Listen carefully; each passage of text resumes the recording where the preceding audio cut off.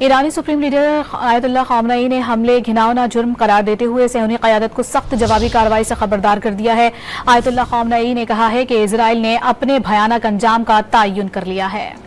صہیونی قیادت کو سبق سکھائے بغیر نہیں رہیں گے۔ ایرانی فوجی ترجمان بریگیڈیئر جنرل ابو الفضل شکارچی نے پیغام دیا ہے کہ تل ابیب نے حملے امریکی حمایت سے کیے ہیں، اس لیے امریکہ کو خمیازہ بھگتنا ہوگا۔ ایرانی وزارت خارجہ نے عالمی برادری سے اسرائیل کو کٹہرے میں کھڑا کرنے کا مطالبہ کر دیا۔